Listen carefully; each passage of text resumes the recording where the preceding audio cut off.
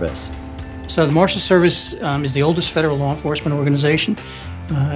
Started in 1789. Fugitive mission, which is probably the most prolific mission that the public sees. We've been doing this for over 200 years, going after people and finding people. It's our legacy that we do not let anyone escape justice. It's who we are, it's what we do. We have abundant resources, and it's never going to be a matter of if he will be found, it's just going to be a matter of when and how. We will not quit, we're relentless. Find the bad guy. That's what our job is. I enjoy the chase, the challenge, and I absolutely love hunting fugitives.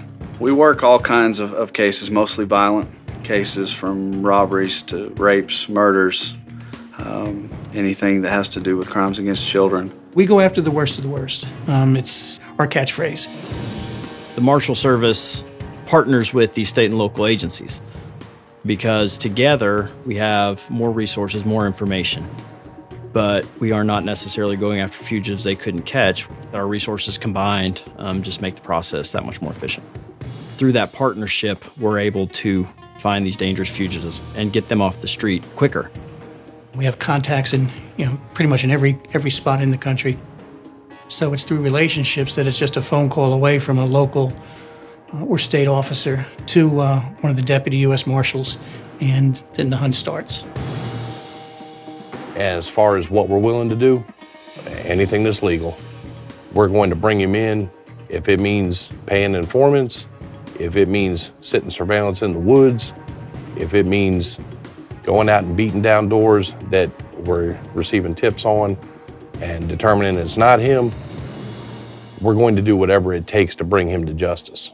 So understanding your fugitive and knowing their habits, maybe knowing a little bit of their background, their knowledge is really important.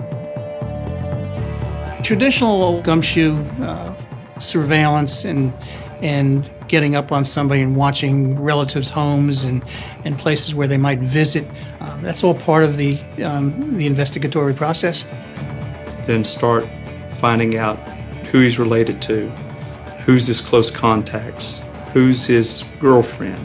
There's a lot of friends that would help you out if you broke down.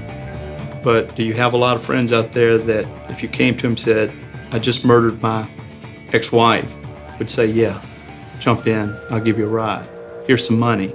Wondering how somebody could make it on the run is something that a deputy U.S. Marshal or any investigator thinks about in a fugitive investigation. The easiest place to hide is to hide in plain sight.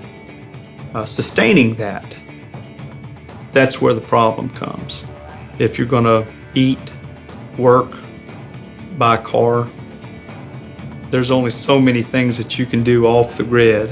Law enforcement just cannot do this job alone. You've got to have the eyes and the ears of the community. He's walking among people, he may be working, and we need people to call in.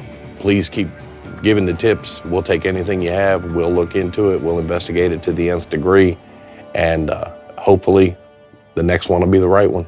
When you call in, it's anonymous, but please don't hesitate to call directly and relay that information. A lot of people think the smallest thing doesn't matter, but I'm telling you right now, the smallest crumb can blow this case out the water, and it really could. As a U.S. Marshal, there is nothing better than to tell the victim's family that we've caught your fugitive. That is my job. Everybody's catchable. It's just a matter of time. We're going to work this case until we find him, one way or the other. Whether this case retires me out and the next deputy marshal gets it. But this machine is not going to shut down. Marshal Service will not stop looking for him. So just be prepared.